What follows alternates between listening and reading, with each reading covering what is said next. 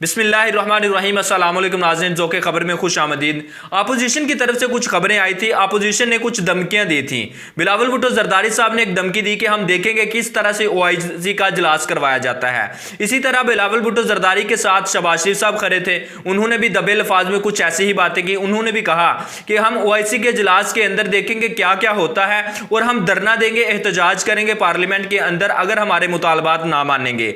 लेकिन रात के अंदर जो अपडेट्स हुई हैं वो मैं आपके सामने रखता हूं। रात को ही सॉफ्टवेयर अपडेट हुआ बिलावल भुट्टो जरदारी का, मौलाना फजलुर रहमान का, शहबाज शरीफ का। शहबाज शरीफ साहब को आईना दिखाया गया, कुछ हफ्तों से उनकी हवा खराब थी और उनका सॉफ्टवेयर अपडेट किया है। उनको बताया गया कि किस तरह से मुल्की मफादात के लिए जो फैसले होते हैं वो मुल्क के लिए फायदेमंद साबित होते हैं और किस तरह से उसकी राह में रुकावट बनने वालों का हम सॉफ्टवेयर अपडेट करते हैं। मौलाना फजलुर रहमान साहब जो बयानात दे रहे थे और जो कहते थे कि हम 25 मार्च को इस्लामाबाद के अंदर आएंगे, 24 मार्च को आएंगे, पहले जो उनका ऐलान था कि 23 मार्च को आएंगे, उनका भी सॉफ्टवेयर अपडेट किया गया है। अब तमाम अपोजिशन रहनुमाओं ने एक अलामिया जारी किया, एक तहरीरी नोट जारी किया। उसके अंदर उन्होंने कहा कि ओआईसी के इजलास के अंदर कोई भी रुकावट नहीं बनेगा और हम उस जज्बे और अज़म की तहसीन करते हैं और हम मुल्क की खिदमत और सलामती के लिए काम करेंगे। हम तमाम जमातें मिलकर ओआईसी का इजलास करवाएंगे। उसके बाद अपोजिशन का जो मुतालबात हैं अपोजिशन के, वो हम सामने रखेंगे। इसके अलावा उन्होंने कहा कि वोट ऑफ नो कॉन्फिडेंस का जो मामला है वो बाद में भी हो जाएगा। मुल्की सलामती के लिए ओआईसी का इजलास जो होने जा रहा है उसके लिए हम हुकूमत के साथ हैं। ये सॉफ्टवेयर किसने अपडेट किया? अच्छा, अब देखें, ये जो बातें की जा रही थी इसका फायदा उठाया रातों रात इंडियन मीडिया ने। इंडियन मीडिया ने कुछ बातें की। इंडियन मीडिया ने एक प्रोपेगेंडा किया इमरान खान के खिलाफ भी और पाकिस्तान के खिलाफ भी। उन्होंने कुछ इस तरह से खबरें चलाई कि जो आउट ऑफ कंट्री जो रहते हैं हमारे पाकिस्तानी, वो तशवीश का इजहार कर रहे थे कि पाकिस्तान के अंदर क्या कुछ हो रहा है, मीडिया क्या कर रहा है और सियासतदान मुल्की सलामती के खिलाफ फैसले कर रहे हैं।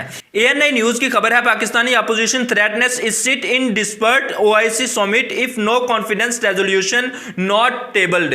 ये इंडियन मीडिया की खबर है। इंडियन मीडिया जिस तरह से खबरें दे रहा था उनके कहने के मुताबिक कि पाकिस्तान के अंदर हालात बहुत खराब हो चुके हैं, अवाम इमरान खान के खिलाफ हो चुकी है, वो अपोजिशन इमरान खान के खिलाफ हो चुकी है। वोट ऑफ नो कॉन्फिडेंस के लिए जो वोट लिया जाना था अब वो नहीं होगा और ओआईसी के इजलास के अंदर अपोजिशन रहनुमा रुकावट बनेंगे। ये इंडियन मीडिया खबरें दे रहा था। लेकिन ये देखें कि कौन सॉफ्टवेयर अपडेट करता है। देखें, कुछ देर पहले की बात है, कोई तो है जो डुगडुगी बजा रहा है। अब देखें, कुछ देर पहले खबर आई थी, मौलाना फजलुर रहमान साहब ने एक ऐलान किया कि पार्लियामेंट लाजिज के अंदर पुलिस कार्रवाई के बाद जब रातों रात ये तमाम सूरत हाल तब्दील हुई, जब मौलाना फजलुर रहमान के जनाब वो बंदे जो कारकुन जो आर्मी है उनकी घुस गई थी, वहां 70 लोग चले गए थे, उनको गिरफ्तार किया गया था, फिर उनको छोड़ दिया गया और फजलुर रहमान साहब ने फिर दोबारा ऐलान किया कि हम हुकूमत के साथ हैं और ओआईसी का इजलास हम होने तक हुकूमत का साथ देंगे। अब फिर 22 मार्च की जो लॉन्ग मार्च की डेट दी हुई थी वो पहले अपोजिशन ने दी हुई थी, लेकिन अब किस तरह से चेंज हुई ये भी सॉफ्टवेयर अपडेट की एक किस्म थी। फिर उसके बाद ओआईसी के इजलास के लिए जो धमकी दी रात को बिलावल भुट्टो जरदारी ने, वो भी एक धमकी थी ओआईसी के इजलास की तरफ से। और अब रातों रात उन्होंने वो खबर वापस ली, एक अलामिया उनको लिख कर रिटर्न जारी करना पड़ा कि हम अपने कारकुनान को हदायत करते हैं कि वो 22 मार्च को या 24 को इस्लामाबाद के अंदर ना पहुंचे, जब ओआईसी का इजलास हो जाएगा उसके बाद इस्लामाबाद पहुंचे। ये एक अलामिया जारी किया गया अपोजिशन सरबराहान की तरफ से।